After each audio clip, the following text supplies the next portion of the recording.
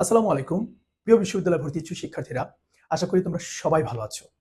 আজকে তোমাদের সাথে ইংলিশ গ্রামারের খুবই গুরুত্বপূর্ণ একটি topic group verbs or phrasal verbs এটা নিয়ে আমি আলোচনা করব। তাহলে আর দেরি না করে চলো আমরা দেখে নেই কিভাবে এই টপিকটা আমরা উত্তর করব। এখানে কিছু সেন্টেন্স আমি দিয়েছি, যদিও এই সেন্টেন্সের সব জায়গায় তুমি একটা শব্দ দেখতে পাচ্ছ, কাম কাম কাম, মানে সব জায়গায় তোমরা কাম দেখতে পাচ্ছ। His work did not come up to our expectation. এর মানে কি?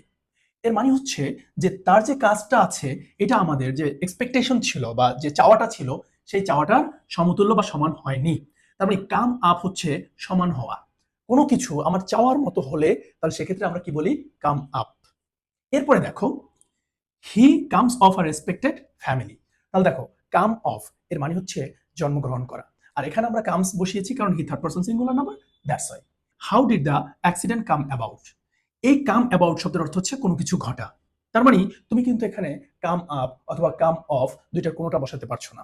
এখানে কি মাথায় রাখতে হবে? How did the accident come about এর মানে হচ্ছে কিভাবে অ্যাক্সিডেন্টটা ঘটেছিল। পরেরটা দেখো, I came across the lame man on the way. এখন এখানে একটা জিনিস খেয়াল করে দেখো, এই জায়গাটা আছে কিন্তু কেম অ্যাক্রস। কেম অ্যাক্রস মানে কি? দেখতে পাওয়া। মানে আমি লেম ম্যানটাকে রাস্তায় কি করেছি? দেখতে পেয়েছি, তার মানে কেম অ্যাক্রস। মানে কাম অ্যাক্রসটাকে আমরা, এটা যেহেতু পাস্ট টেন্স দ্যাটস আমরা কেম অ্যাক্রস করেছি।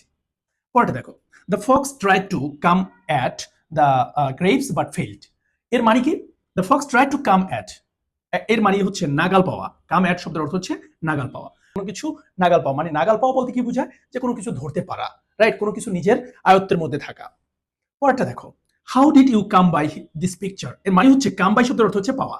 তুমি কিভাবে ছবিটি পেলে? তার মানে কাম বাই শব্দের অর্থ হচ্ছে পাওয়া। পাওয়া অর্থে আমরা কাম বাই ব্যবহার করি। The price of rice has come down. Come down শব্দের অর্থ হচ্ছে কমে যাওয়া। তার মানে দেখো, এই যে তাহলে প্রত্যেকটা শব্দের ক্ষেত্রে তুমি কি করবে? তুমি হচ্ছে এভাবে সেন্টেন্স ধরে প্র্যাকটিস করবে। এতে কি হবে? এতে হচ্ছে তোমার এই পড়াটা তোমার জন্য খুব ইজি হয়ে যাবে।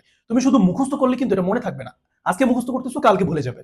বাট তুমি যদি এভাবে পড়ো, the price of rice has come down, তার মানে রাইসের যে দামটা এটা হচ্ছে কি হচ্ছে? কমে যাচ্ছে বা কমে গিয়েছে। তার মানে এই যে কাম ডাউন, এই কাম ডাউন অর্থ কমে যাওয়া, যদি মুখস্থ করার থেকে তুমি যখন সেন্টেন্স ধরে পড়বা তখন কিন্তু তোমার কাছে ইজি হয়ে গেল। পরেরটা দেখো, our annual sports came of yesterday. Came of শব্দের অর্থ হচ্ছে সম্পন্ন হওয়া। সম্পন্ন হওয়া মানে কমপ্লিট হওয়া।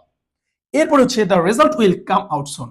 এর মানে কি? রেজাল্ট খুব দ্রুত প্রকাশিত হবে। তার মানে প্রকাশিত হওয়া বুঝাতে আমরা কাম আউট ব্যবহার করি। পরেরটা দেখো, the patient will come round soon. তার মানে কাম রাউন্ড শব্দের অর্থ হচ্ছে আরোগ্য লাভ করা, মানে সুস্থ হয়ে যাওয়া।